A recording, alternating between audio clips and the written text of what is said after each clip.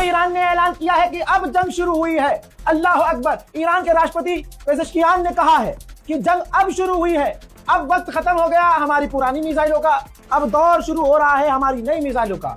अब middle east में America के ठिकानों पर, ये मेरा बयान नहीं है, ध्यान से सुनिए और शेयर कीजिएगा, मिडिल ईस्ट में अमेरिका के ठिकानों पर अब खुर्रम शहर 4 बैलिस्टिक मिसाइल्स गिरेंगी, अब हमारी खैबर शिकन मिसाइलें चलेंगी। अल्लाह अल्लाह। मेरे दोस्तों, $2 बिलियन के हथियार अमेरिका के खत्म करने के बाद ईरान अब कह रहा है कि जंग तो अब शुरू हुई है। ऐसा नहीं है कि अगर मिडिल ईस्ट में अमेरिकी ठिकानों पर हमला कर रहा है ईरान तो छुपा रहा है, नहीं, सिविलियंस पर हमला नहीं कर रहा है। कुवैत में अमेरिकी बेस पर जो ईरान ने हमले किए हैं उसका वीडियो भी जारी कर दिया है लॉन्च का।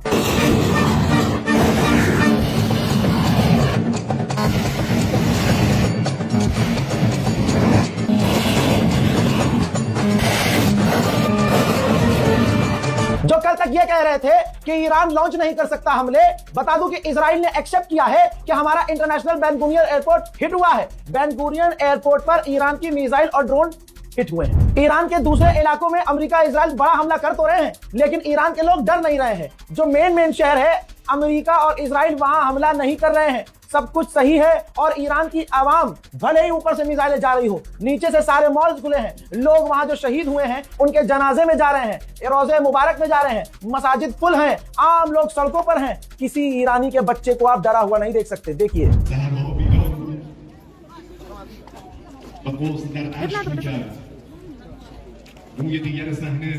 सुभान अल्लाह सुभान अल्लाह। उधर ईरान ने धमकी दी है कि अगर कुर्दिश लड़ाके ईरान के अंदर घुसे या घुसने की कोशिश की तो हम हमला कर देंगे। ईरान के अंदर इजराइल का एक और ड्रोन, देख लीजिए, ईरान के अंदर इजराइल का एक और ड्रोन ईरान ने मार गिराया है। हज़रात मोहतरम, द इकोनॉमिक्स, ये देखिए, एक बड़ा अखबार, उसने लिखा है कि ईरान का जो नाइटमेयर सिनेरियो है, एक डरा देने वाला ख्वाब जो ईरान की तरफ से था वो पूरा हो गया है।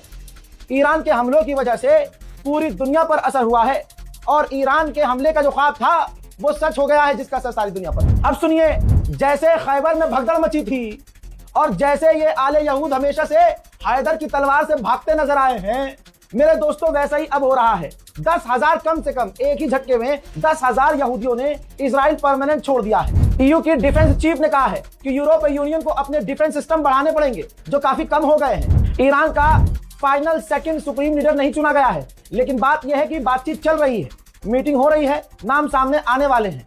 वैसे तो नाम सामने कमेटी के बीच में है कि किनको वोट देना है, किनको नहीं करना है, क्या जो भी है, जो भी सिनेरियो है वो अंदर अंदर चल रहा है। और ईरान अब वोटिंग का ऐलान करने वाला है, फाइनल सुप्रीम लीडर का, नए सुप्रीम लीडर का ऐलान करने वाला है। अब ईरान ने जैसे ही अब ऐलान किया जंग का, तो इंडोनेशिया ने अपने लोगों को जो ईरान में फंसे हुए हैं उनको निकालना शुरू कर दिया है। मोदी सरकार से भी मैं रिक्वेस्ट करूंगा कि भारत से एक स्पेशल एयरक्राफ्ट भेजा जाए, स्पेशल जहाज भेजा जाए ईरान, तेहरान। और हमें मालूम है कि तेहरान हमारा भाई है, हमारा दोस्त है, वो हमें हमारे जहाज को क्लियरेंस देगा।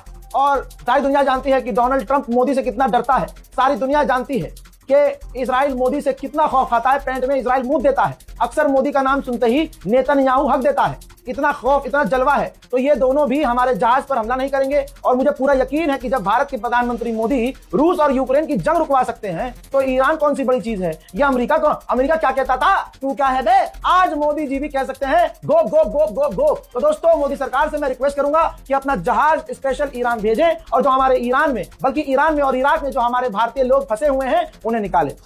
यही नहीं, लाखों भारतीय इजराइल में फंसे हुए हैं, उनको भी मोदी सरकार बचाकर सही सलामत अपने वतन भारत मां की छाती पर वापस लेके आए।